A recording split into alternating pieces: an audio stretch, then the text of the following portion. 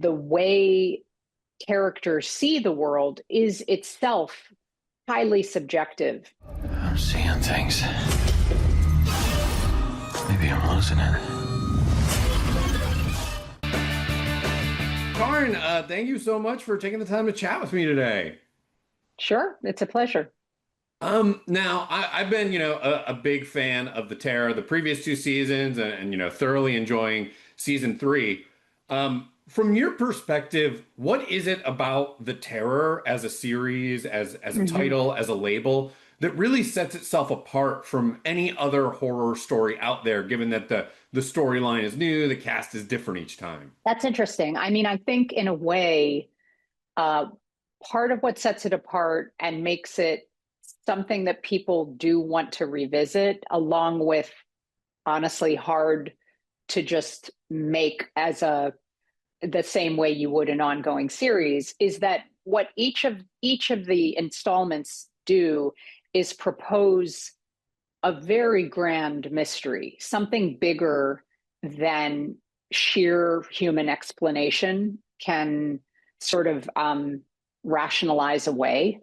And so I think that that's something that's interesting in storytelling right now, because it is a time of desperately wanting answers and closure and progress and all of those things. But there's something also comforting about storytelling that says some things cannot be entirely explained. And I feel like that's a little bit what the terror traffics in, is an idea of the uncanny mysteries that surround us.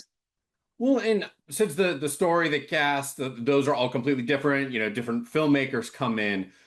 When it comes to like an actual, visual storytelling standpoint, narrative pacing, like, are there elements that you try to replicate things from previous seasons, or is Oh, everything just literally completely its own beast under a different name or same yeah. name? I mean, obviously, with it's funny because it's like a ship, an internment camp, a psychiatric facility. They are all, by their nature, bound by this concept of claustrophobia.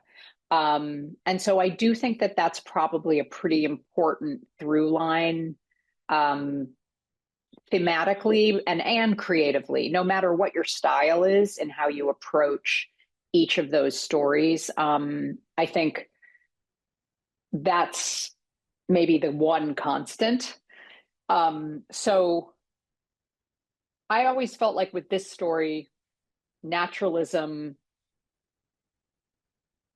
butting up against psychological or supernatural horror was the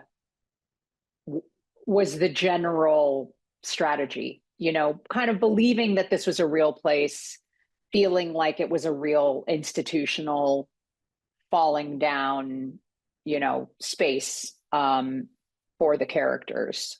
Well, and to be honest, when it comes to like claustrophobic storytelling with like limited locations and everything being closed in, I'm a big fan of The Invitation and what you Oh, accomplished with thanks. that movie, and so I Thanks. couldn't I couldn't help but notice the parallels in the Hmm. storytelling of how much of the Terror season three is contained to this institution. And so I wondered like how those experiences compared to one another, if Mm. your work on The Invitation meant, okay, I totally know how to handle this is how this is going to play out, or if they're just two completely different experiences given the scope and the scale and the actual story being. Yeah.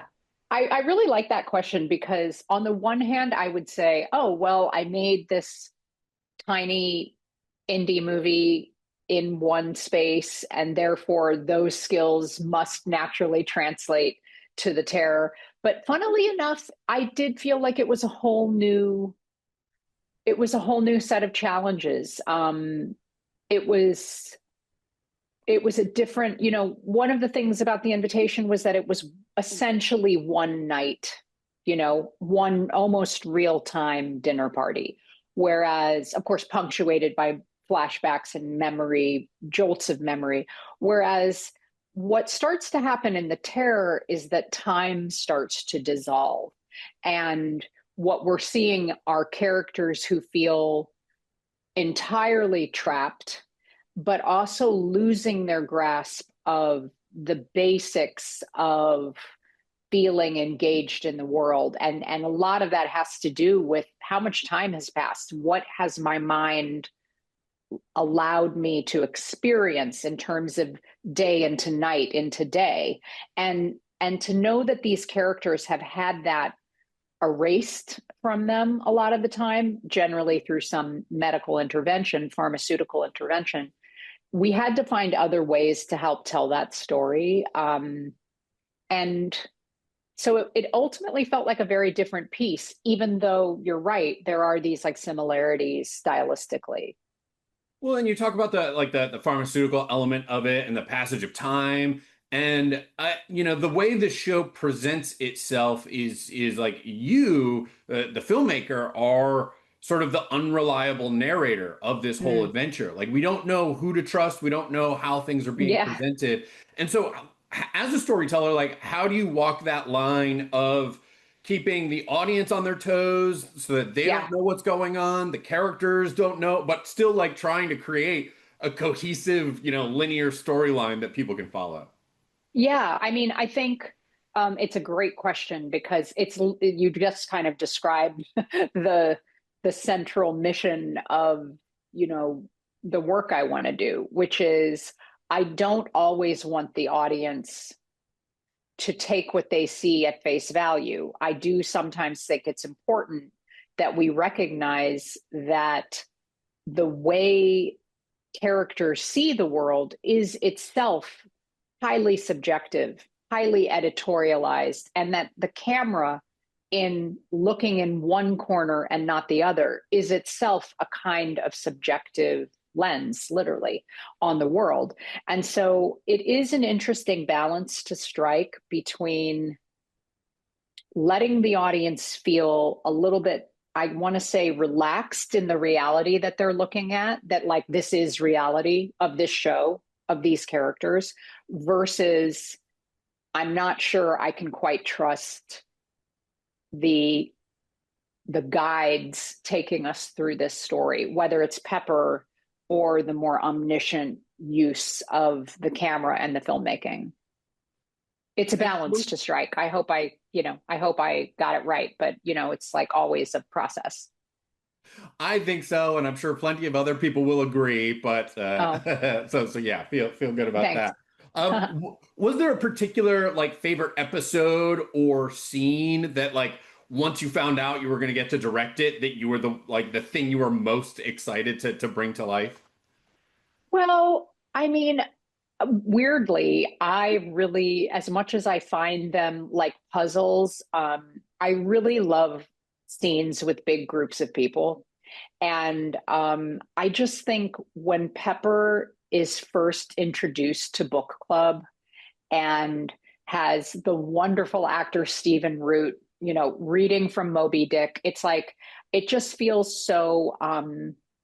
That's like I read that scene and I just was like, I cannot wait to shoot that scene because there was something about this collection of amazing characters and beautiful, interesting faces with Pepper's sense that I do not belong here. I should not be having a man read to me like I'm in a preschool.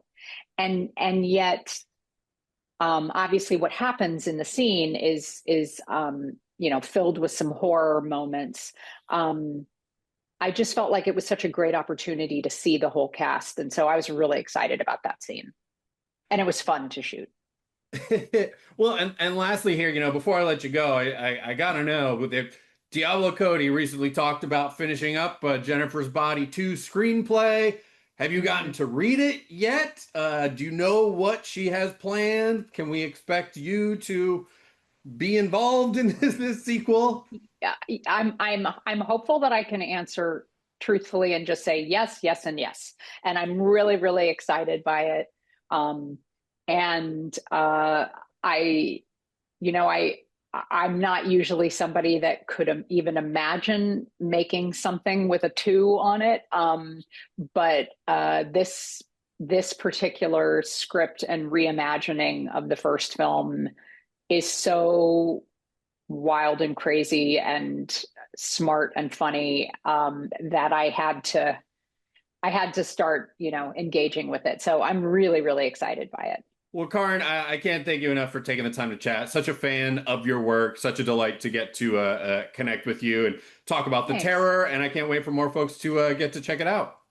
Thank you so much, Patrick. I really appreciate your time as well. My pleasure. Thank you. Bye-bye. All right. Bye.